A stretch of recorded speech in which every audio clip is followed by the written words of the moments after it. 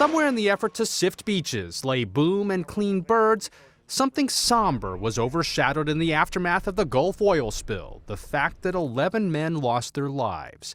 Now, as the holidays near, families are gathering with holes in their heart. My favorite, though. And few choices as to how to honor their loved ones. Oh, when a family member dies, you have a choice you have to make on how you want to bury him. We didn't get that choice with Dale. He was automatically cremated.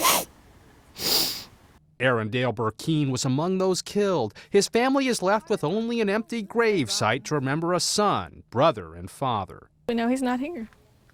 I mean, we got the stone with his name on it, but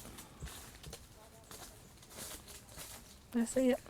None of the men worked directly for BP. However, BP was leasing the rig, and it was the majority owner of the well that blew. He was coming down from the crane, and the first explosion knocked him off the crane onto the deck. And they said that whenever he got knocked off, that he hit his head on the rail. And I hope and pray they're telling the truth, because I don't know if I could deal with it if it's not the truth. I'm thinking it's the truth. And they said he was dead on impact. Lawsuits have been filed by both sides, but ultimately families say they are frustrated that the public focus has been on the oil and the subsequent cleanup, not the 11 men who gave their lives that Tuesday night. When are our heart going to end, you know? Those tar balls, they can be picked up and moved on, and they go on about their business. But I don't know if, our lives will never be the same again. I went from being the middle child to now I'm the oldest. He was a great man. He was very kind-hearted. Anybody could come up to him, ask him for the shirt off his back, and he would give it to them. 26-year-old COURTNEY KEMP is now raising her 2 young daughters by herself.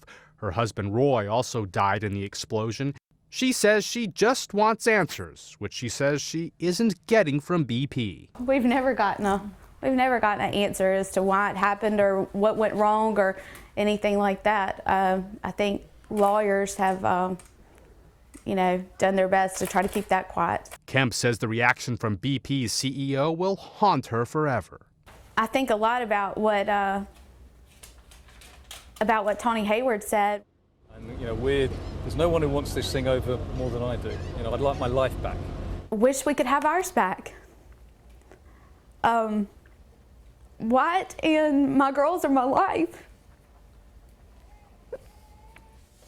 So it is very, very gut-wrenching to know that my husband has,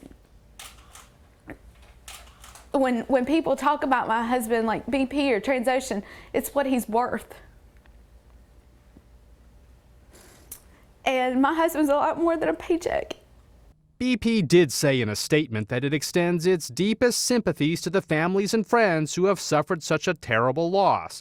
But for the 11 families who will never get back their loved ones, the 11 stars imprinted on the top of the well cap is not nearly enough. Lee Powell, The Associated Press.